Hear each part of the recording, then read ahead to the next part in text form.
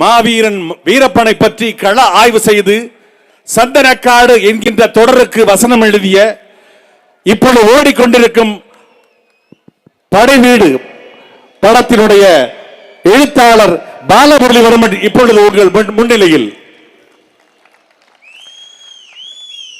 அனைத்து கட்சிகளுக்குமான தலைவர் அண்ணன் செந்தமிழன் சீமான் அவர்கள் உள்ளிட்ட தாய் தமிழ் உறவுகளுக்கு வணக்கம்.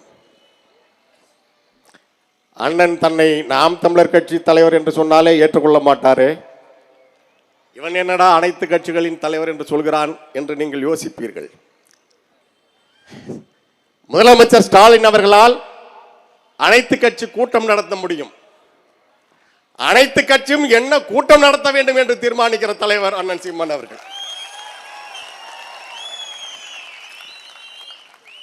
கூட்டம் மட்டுமல்ல, எதிர்கட்சி ஆளுங்கட்சி தலைவர்கள், அமைச்சர்கள், சட்டமன்ற உறுப்பினர்கள், அல்லகைகள் அனைவரும் என்ன பேச வேண்டும் என்பதையும் அண்ணன் தான் தீர்மானிக்கிறார். அண்ணன் தமிழ் பயிற்சி வகுப்பு வேறு நடத்தி கொண்டிருக்கிறார். 2 வார்த்தை அண்ணன் பேசினால் 200 பக்கத்திற்கு பொழிப்புரை எழுதுவதற்கு அந்த 200 ரூபாய் பாய்ஸ் வந்து இருக்கிறார்கள்.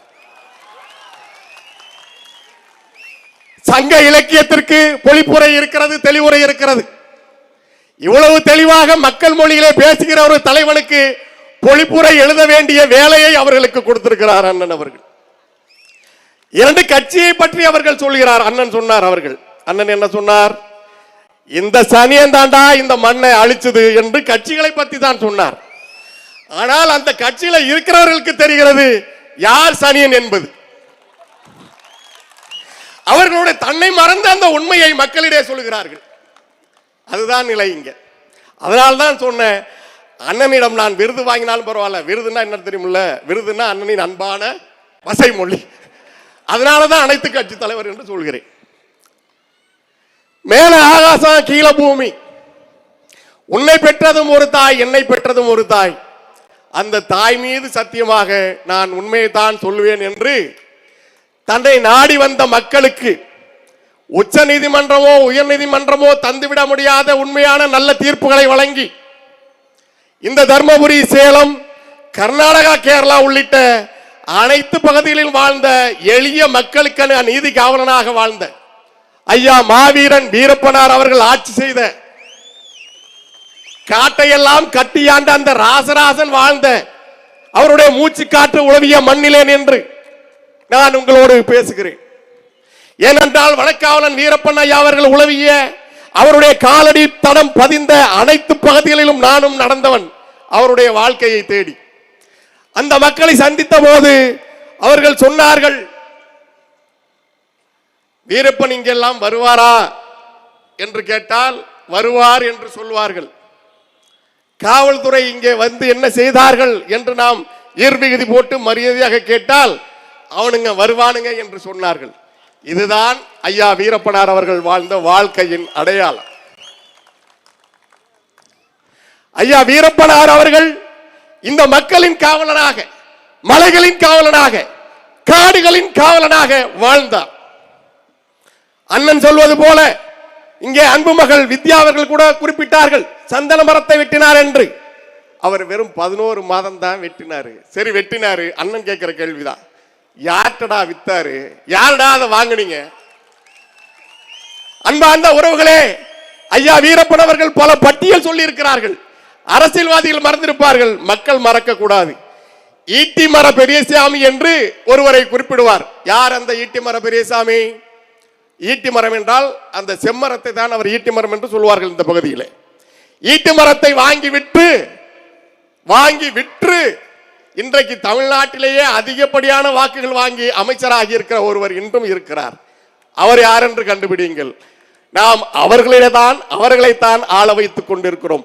அதனால்தான் மலைகளின் மாநாடு, மலைகளை காப்பதற்காக அண்ணன் சீமான் மாநாடு போட வேண்டிய தேவை இருக்கிறது. மரங்களை காப்பதற்காக மாநாடு நடத்த வேண்டிய தேவை இருக்கிறது. மரம் ஓட்டு போடுமா? மலை ஓட்டு போடுமா? ஆடு வாடு ஓட்டு போடுமா? 60 ஆண்டு காலமாக இங்க மஞ்ச குளிச்சதுனால வந்த நக்கலு அடே நீங்க தோண்டி புறத்தினதுலாண்டா என் மக்களுக்கு அது பாடம் எடுப்பதற்காக அண்ணன் இந்த மாநாடுகளை நடத்துகிறார். எல்லோரும் தேர்தல் வேலை செய்கிறார்கள். நீங்கள் என்ன வேலை செய்து கொண்டிருக்கிறீர்கள் என்று கேட்கிறார்கள். நாங்கள் தேசத்தை காக்கிற வேலையை செய்து கொண்டிருக்கிறோம். தேர்தல் வேலை செய்தவன் அரசியல்வாதி, தேசத்தை காப்பவன் தான் தலைவன். தேசத்தை காக்கின்ற தலைவன் வந்திருக்கிறார். அதை இனிமேலும் நீங்கள் அந்த வாய்ப்பை தவற விட்டு விடாதீர்கள். அன்பான மக்களே, ஐயா வீரப்பன் அவர்கள் 2007 அவர் வாழ்க்கையை பதிவு செய்த போதே நான் எழுதியிருக்கிறேன் இன்றைக்கு நடக்கிற இந்த இழி நிலைகளை. அண்ணனுக்கு தெரியும், நடிகன் பின்னாடி போறான்டா, இருட்டுல முதலமைச்சரை தேடுறான்டா, இந்த தமிழனுக்கு எப்படா அறிவு வரும் என்று கொந்தளிப்பார் வீரப்பன் அவர்கள். அந்த தொடரிலே அவர் வாழ்க்கை வரலாற்றிலே வருவான் வருவான் வருவான், வராமலா போயிடுவான், இந்த மண்ணையும் மக்களையும் நேசித்த ஒருவன் வருவான்டா என்று சொன்னார். அண்ணன் வந்திருக்கிறார். நீ யாரெல்லாம் இழந்திருக்கிற?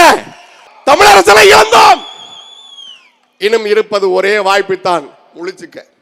இந்த மலைகளை காப்பது, இந்த மண்ணை காப்பது, நீர்வளத்தை காப்பது, எல்லாவற்றையும் சேர்ந்து ஒட்டுமொத்தமாக தமிழ்நாட்டை காப்பதற்கு இருக்கிற ஒரே வாய்ப்பு நாம் தமிழர் கட்சியும் அண்ணன் சீமான் அவர்களும் தான். நமது சின்னம் விவசாயி என்பது உலகத்தை காக்கின்ற விவசாயியை காப்பது. எழுதி வச்சுக்க. அவர்கள் சொல்வார் அண்ணா பொடி போட்டார், அதை ஸ்டைலா அப்படி போட்டார்லாம் செஞ்சு காட்டுவான். அண்ணா பொடி போட்டாரு, அவருக்கு புற்றுநோய் வந்தது. அன்னைக்கு தாண்டா தமிழ்நாட்டுக்கே புற்றுநோய் வந்தது, கருணாநிதி என்னும் புற்றுநோய். அண்ணன் குமாயின் அவர்கள் குறிப்பிட்டாங்கல்ல புற்றுநோய். ஆனா அண்ணா பொடி போட்டார், புற்றுநோய் வந்தது. நமது அண்ணன் அந்த திராவிட கூடாரத்திலே இடிமுழக்கம் இடுகிறார். அந்த புற்றுநோய் தரைமட்டமாக ஆகிக் கொண்டிருக்கிறது. திராவிட கரையான்கள் கட்டிய புற்று இனி இந்த மண்ணிலிருந்து அப்புறப்படுத்தப்படும். அதற்கு நமக்கு இருக்கிற ஒரே வாய்ப்பு நாம் தமிழர் கட்சி. அவர்கள் கேட்பது சரிதான். நமக்கு எதுக்கு மலைகளின் மாநாடு, நமக்கு எதுக்கு மரங்களின் மாநாடு? ஒரே ஒரு மாநாடு தான், இந்த தமிழ்நாட்டை காக்கின்ற மாநாடு. அது விரைவிலே அண்ணன் அறிவிப்பார். அந்த மாநாடு நடக்கும். அன்று வரலாறு மாறும். 2026 நாம் படைப்போம் புதிய அரசியல் வரலாறு. கர்ஜனை வேறு, குரட்டை வேறு. குரட்டையே கர்ஜனையாக நினைத்துக் கொண்டு தன்னை சிங்கம் என்று சொல்லிக் கொண்டிருக்கிறார். நீ எப்ப பார்த்தாலும் தூங்குவப்பா, அது குரட்டை, அது குரட்டை. அப்பம் பேரையே துண்டு சீட்டை பார்த்து படிக்கிறவன், தாம் பெயரையே துண்டு சீட்டை பார்த்து படிக்கிறவன் இந்த நாட்டில் தலைவன். ஏண்டா தமிழன் அவ்வளவு கேவலமா போயிடுச்சா? உனக்கு அவ்வளவு கேவலமா போயிடுச்சா? கரிகாலன் இந்த மண்ணையும் மக்களையும் ஆட்சி செய்தான். ராசராசன் ஆட்சி செய்தான். தலைவர் பொருட்களுக்காக உழைத்தார். அண்ணன் தமிழரசன் அவர்கள் இந்த மக்களுக்காக போரிடார். அந்த வழியிலே வந்திருக்கிற அண்ணன் சீமான் அவர்கள் உனக்கு இருக்கிற ஒரே வாய்ப்பு. வீரப்பன் அவர்கள் சொல்வது போலத்தான், இந்த மண்ணின் மைந்தர்கள் இந்த மண்ணை ஆள வேண்டும். மண்ணின் மைந்தன் ஒன்று கூடினால், அவர்கள் சொல்வார்கள், மண்ணின் மைந்தர்கள் ஒன்று கூடினால் நாம் இங்கே தொழில் செய்ய முடியாது. ஏமிரா ஸ்டாலின் காரு, ஏமிரா இதுக்காகவா உன்னை ஆட்சியில் வச்சிருக்கேன்னு அங்கேருந்து வரும். கேரளாவில் மலை இருக்கு, கேரளாவில் காடு இருக்கு, பத்திரமா இருக்கு. ஏன்? அந்த மண்ணின் மைந்தன் ஆளுகிறான். கர்நாடகாவில் காவிரி செழிப்பா தான் இருக்கா. இளங்கோ அடிகள் எழுதியது போல காவிரி அங்கே கொளிக்கிறாள். ஏன்? மண்ணின் மைந்தன் ஆளுகிறான். இங்கே அவர்களுக்கு அவர்களுடைய நடுப்பொண்டாட்டி மகன் பிறந்தவர்கள் கையிலே ஆட்சியிலே இருப்பதனால்தான் இங்க காவிரி, காடு, மலை, நீர், நிலம், மண் மொத்த தமிழ்நாடும் மண்ணாக போய் கொண்டிருக்கிறது. எனது அருமை உறவுகளே, இதற்கு மேலும் விழிக்கலை என்றா இந்த நாட்டிலே, இந்த தேசத்திலே, இந்த பெரும் தேசத்திலே, இந்த உலக பூமியிலே, இந்த பூமி பந்திலே தமிழினம் என்ற ஒன்று வாழ்ந்ததற்கான தடமே இல்லாமல் செய்து விடுவான் திராவிடன் என்று நெஞ்சில் குறித்துக்கொள். நன்றி, வணக்கம். நாம் தமிழர், தமிழ் தாய் வாழ்க. நாம் தமிழர். கரிகாலன், ராஜராஜன், ராஜேந்திரன், அண்ணன் தமிழரசன், அண்ணன் சீமான் உங்களோடு. நன்றி, வணக்கம். தொடர்ந்து நாம் தமிழர் கட்சியின் கொள்கை பரப்பு செயலாளர் சாட்டை துரைமுருகன் அவர்கள்